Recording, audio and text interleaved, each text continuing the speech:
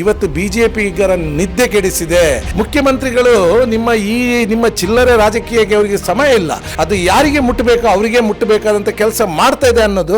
ರಾಜ್ಯದಲ್ಲಿ ನೂತನ ಸಿಎಂ ಆಗಿ ಡಿಕೆಶಿ ಅವರು ಪ್ರಮಾಣ ವಚನ ಸ್ವೀಕಾರ ಮಾಡಿದ ಬೆನ್ನಲ್ಲೇ ಅನೇಕ ರಾಜಕೀಯ ಬೆಳವಣಿಗೆ ನಡೀತಾ ಇದೆ. ಇದೆಲ್ಲದರ ಕುರಿತು ಮಾತನಾಡೋಕೆ ನಮ್ಮ ಜೊತೆ ಕಳೆದ ಲೋಕಸಭಾ ಚುನಾವಣೆಯ ಅಭ್ಯರ್ಥಿ ಹಾಗೂ ಕಾಂಗ್ರೆಸ್ನ ಪ್ರಮುಖ ಮುಖಂಡರಾದ ಪದ್ಮರಾಜ್ ಆರ್ ಪೂಜಾರಿ ಅವರು ನಮ್ಮ ಜೊತೆಗಿದ್ದಾರೆ. ಸರ್, ಇದೀಗ ಒಂದು ಗೊಂದಲ ಸೃಷ್ಟಿಯಾಗಿರುವಂಥದ್ದು. ರಾಜ್ಯದ ಪ್ರಮುಖ ಪಂಚ ಗ್ಯಾರಂಟಿ ಯೋಜನೆಗಳಲ್ಲಿ ಗೃಹಜ್ಯೋತಿ ಇರ್ಬೋದು, ಗೃಹಲಕ್ಷ್ಮಿ ಇರ್ಬೋದು, ಇದರಲ್ಲಿ ಒಂದು ಮರುಪರಿಶೀಲನೆ ನಡೆಸೋಕೆ ಸರ್ಕಾರ ಮುಂದಾಗಿರುವಂಥದ್ದು. ಈ ವಿಚಾರದಲ್ಲಿ ಬಿಜೆಪಿಯವರು ಗೊಂದಲ ಸೃಷ್ಟಿ ಮಾಡ್ತಾ ಇದ್ದಾರೆ.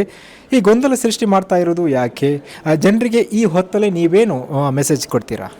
ನೋಡಿ, ಪ್ರಪ್ರಥಮವಾಗಿ ನೀವು ಹೇಳಿದ್ದೀರಿ ಈಗ ರಾಜಕೀಯ ವಲಯದಲ್ಲಿ ಒಂದು ಗೊಂದಲ ಉಂಟಾಗಿದೆ. ಅದರ ಒಟ್ಟಿಗೆ ನೀವು ಹೇಳಿದ್ದೀರಿ ಈ ಗೊಂದಲವನ್ನು ಬಿಜೆಪಿಯವರು ಸೃಷ್ಟಿ ಮಾಡಿದ್ದಾರೆ. 100ಕ್ಕೆ 100 ಸತ್ಯವಾದಂಥ ಮಾತು.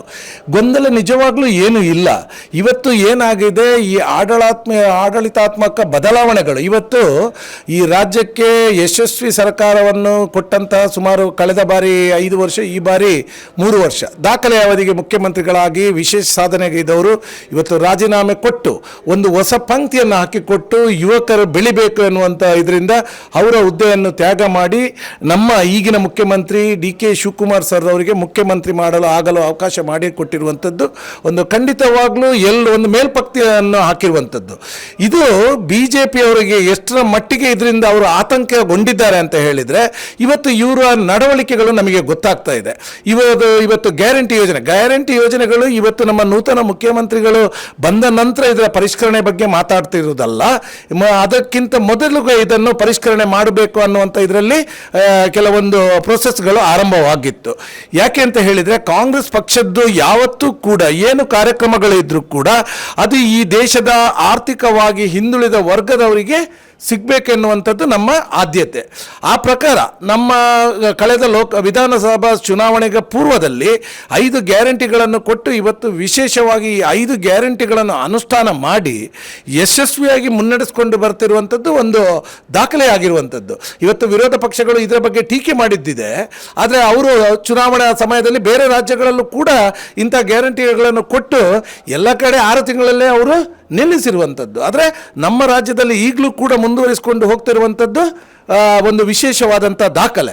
ಆದರೆ ನಮಗೆ ಈ ಇತ್ತೀಚಿನ ಇದರಲ್ಲಿ ನಾವು ಕೆಲವೊಂದು ಅಂಕಿಅಂಶಗಳನ್ನು ನೋಡ್ತಾ ಇರಬೇಕಾದ್ರೆ ಈ ಕೆಲವೊಂದು ಮನೆಗಳಲ್ಲಿ ಮೃತಪಟ್ಟವರ ಹೆಸರಿನಲ್ಲಿ ಮೃತಪಟ್ಟವರು ಕೂಡ ಪಡೆದುಕೊಳ್ತಿರುವಂಥದ್ದು, ಅಥವಾ ಆರ್ಥಿಕವಾಗಿ ಯಾರು ಪ್ರಬಲರಿರ್ತಾರೆ ಅವರು ಕೂಡ ಇದನ್ನು ಪಡೆದುಕೊಳ್ಳುತ್ತಿರುವಂಥದ್ದು, ಇದೆಲ್ಲ ಗಮನಕ್ಕೆ ಬಂದು ವಿಶೇಷವಾಗಿ ಆರ್ಥಿಕವಾಗಿ ಹಿಂದುಳಿದವರಿಗೆ ಇದನ್ನು ಸಿಗಬೇಕೆನ್ನುವಂಥ ಆದ್ಯತೆಯ ದೃಷ್ಟಿಯಿಂದ ನಾವು ಪರಿಷ್ಕರಣೆಗಳನ್ನು ಮಾಡ್ತಿರುವಂಥದ್ದು ಖಂಡಿತವಾಗ್ಲೂ ಸ್ವಾಗತಾರ್ಹ.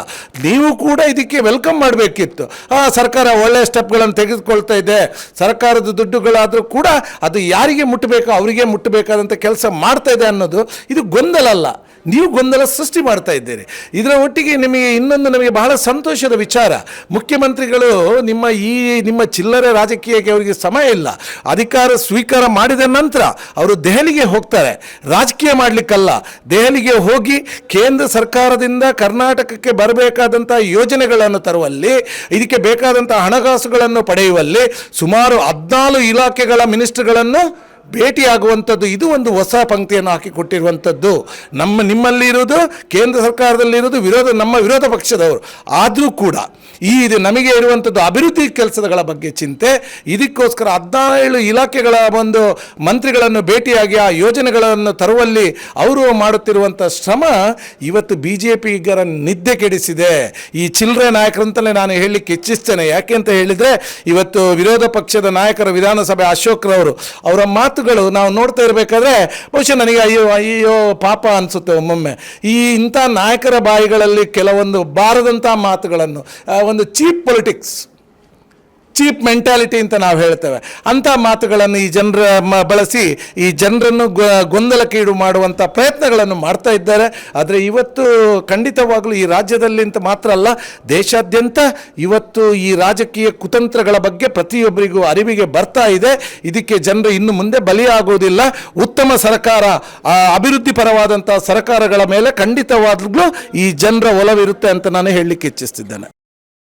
ಈ ಕಾರ್ಯಕ್ರಮದ ಪ್ರಾಯೋಜಕರು Gadiyar Group of Companies, specialized in piling and shoring, engineering consultancy, firefighting, steel structures, real estate. Office, SIT Tower, Silicon Oasis, Dubai, UAE. ಸ್ನೇಹಿತರೆ, ನಿಮ್ಮ ಅದ್ಭುತ ಬೆಂಬಲದಿಂದ ಸನ್ಮಾರ್ಗ ನ್ಯೂಸ್ ಚಾನೆಲ್ ಈಗ 2 ಲಕ್ಷ ಸಬ್ಸ್ಕ್ರೈಬರ್ಗಳನ್ನು ದಾಟಿದೆ. ಇದು ನಮ್ಮ ಯಶಸ್ಸಲ್ಲ, ಇದು ನಿಮ್ಮ ಯಶಸ್ಸು.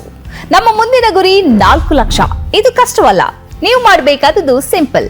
ನೀವು ಸನ್ಮಾರ್ಗ ನ್ಯೂಸ್ ಚಾನೆಲ್ ವಿಡಿಯೋವನ್ನ ನಿಮ್ಮ ಸ್ನೇಹಿತರಿಗೆ, ಕುಟುಂಬದವರೊಂದಿಗೆ ಹಂಚಿಕೊಳ್ಳಿ ಮತ್ತು ಅವರಲ್ಲೂ ಸಬ್ಸ್ಕ್ರೈಬ್ ಮಾಡಲು ಹೇಳಿ. ನೀವು ಶಕ್ತಿಯನ್ನು ಕೊಡಿ, ನಾವು ನಿಖರ ಸುದ್ದಿ ಕೊಡ್ತೇವೆ. ಧನ್ಯವಾದಗಳು.